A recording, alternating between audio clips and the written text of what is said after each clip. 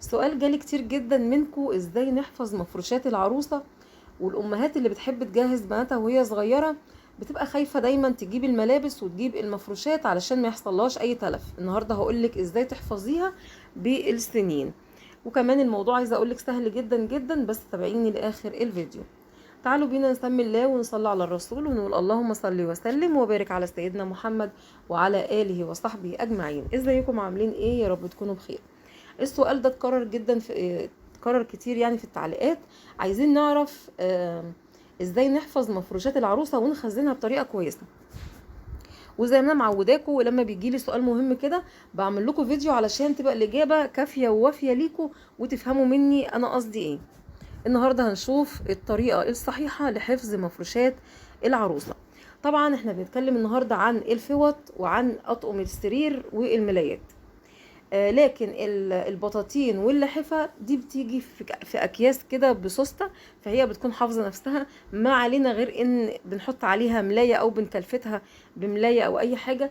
وهقولك برضو هنحتفظ بها ازاي او هنخزنها ازاي في فيديو جاي باذن الله. النهارده هنتكلم عن الفوط وعن المفروشات.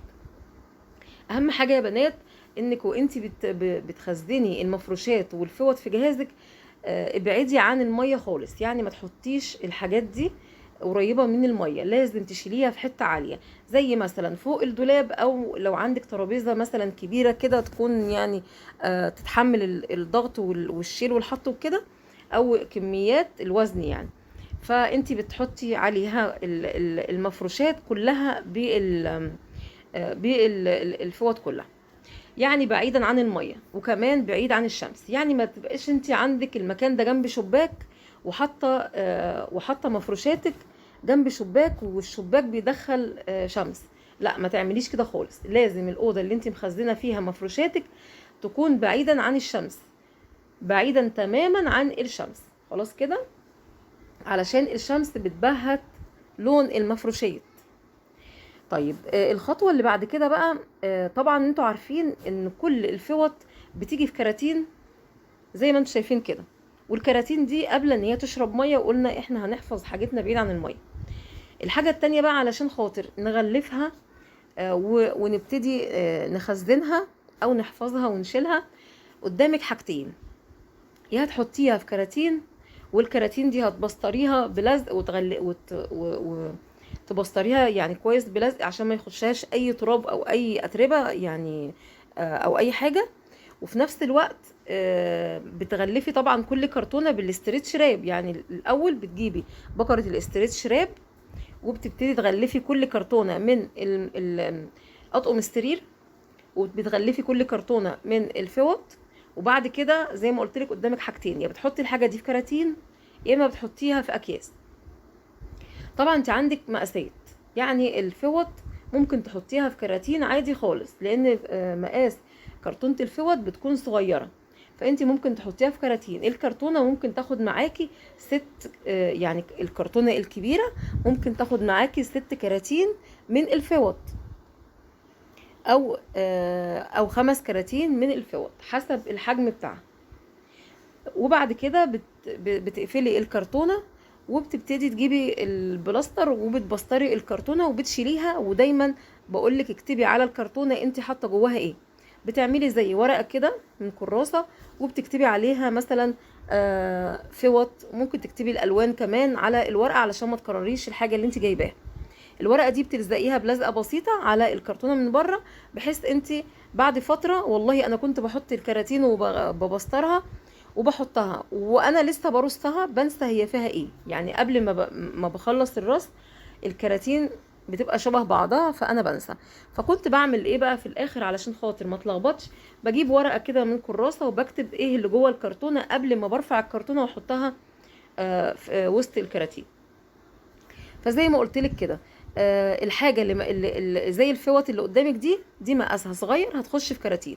الكرتونه كانت بتشيل معايا 5 أو 6 كراتين من الفوط. تمام. طيب انا مش لاقيه كراتين وعندي اكياس كبيره.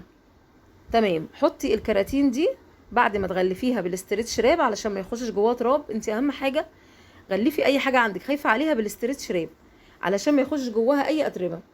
بعد كده هتقومي حطاها في الكيس الكبير.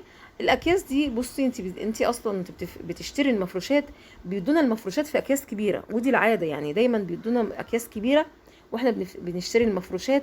حطي في نفس الاكياس اللي هتجيبيه، حطيه وغلفيه، وابتدي انك ايه بسطريه كده وشيليه، واكتبي عليه على الكيس من بره الكيس فيه ايه. كده كده وانت بتنزلي عفشك في الشارع يوم عزال العروسه، الاكياس بتتشال وبتترمي.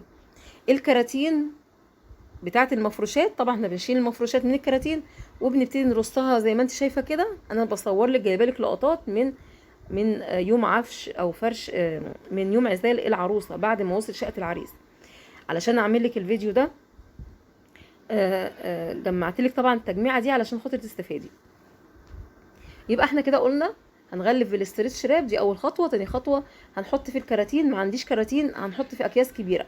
ما عنديش اكياس كبيره، او على ما انت جيتي الكيس اتقطع يعني او انت محتاجه كذا كيس ما عندكيش الا واحد، فالحل ايه؟ الحل انك انت هتروحي المحلات بتاعه الاكياس اللي هي بتاعه الاكياس والفل والحاجات دي، اطباق الفل والحاجات دي والمناديل والكلام ده، دي بيبقى لها محلات. بتروحي تقولي له انا عايزه اكبر كيس عندك، وبتبتدي تعملي ايه؟ تحطي فيها الفوط على بعضها. يعني بتجيبي مثلا كيسين، تحطي الفوط على بعضها، وبعد كده بتجيبي اللزق وبتبتدي تغلفي وتلزقي الكيس بتاعك يمين وشمال، وبالطول وبالعرض، بحيث ان يبقى عندك كيس مقفول تماما وصلب. واي ركنه كده او اي ترابيزه وبتحطي الكيس ده عليه. احنا كده جمعنا الفوط بتاعتنا كلها في كيس واحد كبير او في كرتونتين 3. تمام. طيب هنيجي للمفروشات. المفروشات برضو نفس الكلام. بتجيبي او الملايات، يعني اطقم الملايات، بتجيبي الاسترتش راب وبتغلفيها، وبعد كده برضو نفس الكلام بتحطيها في الكرتونة. وغالبا المفروشات بتبقى كرتونتها كبيره، ما بتجيش على كرتونه، يعني ما بتخش جوه كرتونه، والا بقى يكون عندك كرتونه كبيره جدا. فانت لو ما عندكيش كرتونه كبيره، فانا بقول لك الكراتين بتاعه المفروشات مش بتخش في الكراتين العاديه اللي انت شايفاها قدامك دي. تمام. فالحل هنا انك طبعا تجيبي الاكياس اللي انا بقول لك عليها، وبتبتدي ترصي في قاعده الكيس كل الاطقم بتاعه السرير بتاع العروسه عندك، وبتبتدي برضو تغلفي كده او تربطي ربطه من فوق، تمسكي كده وتحبكي وتحكمي على الرصه بتاعتك، وباللزق بتبتدي تجيبي يمين شمال طول وعرض وبتغلفيها، بتعمليها زي الطرد كده. بس اهم حاجه يكون كل الاطقم واقفه على بعضها، يعني مرصوصه على بعضها بشكل كويس.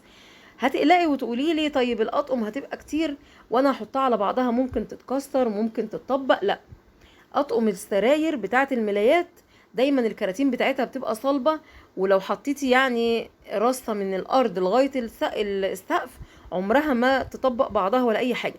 اهم حاجه حطي المقاسات على بعضها، يعني المقاسات حطيها اللي هي زي بعضها، حطيها على بعضها، الكبير تحت والاصغر فوق. تمام. يعني الكبير تحت وانت طالعه حطي المقاسات الصغيره لو انت عندك مقاسات الكراتين الصغيره. قلنا هنعمل ايه؟ هنعمل الكيس زي الطرد كده وهنشيله فوق الدولاب، جوه الدولاب، هنشيله على ترابيزه، هنشيله على رخامه، هتشيلي المفروشات بتاعتك في اي مكان، بس مش على الارض ابدا. تحطيش مفروشات على الارض، انت الارض دي معرضه دي تيجي عليها ميه تمسحي، تعرق من الارض، تنشع من الارض لو انت في الدور الاول. فلازم تكوني حطاها على ترابيزه او على اي حاجه عاليه او على الدولاب او جوه الدولاب. خلاص كده. طيب انت حطاها جوه الدولاب ومش عاوزه التقل يبقى كبير على الدولاب، خلاص يبقى انت هتحطي الكراتين بتاعه المفروشات في كيس وتعمليه طرد كده لوحده. تمام. تبسطريه وتحطيه. وكمان الاطقم اللي هي ستيري دي هتعملي لها برده كيس بطرد كده لوحده وتغلفيها وتلزقيها. يبقى انت عندك كده اطقم الميلاد بتاعتك. طيب هي اطقم الميلاد اصلا كام طقم؟ كام طقم عشان تبقوا انتوا فاهمين للناس اللي ما شافتش الفيديوهات اللي فاتت. هتجيبي 12 طقم سرير للسرير الكبير، منهم ممكن تجيبي 8 الاطقم اللي هي في الكراتين اللي هي بتكون ساده، اللي هي بتكون ليها الكنار بتاعها وكده. فانت بتجيبي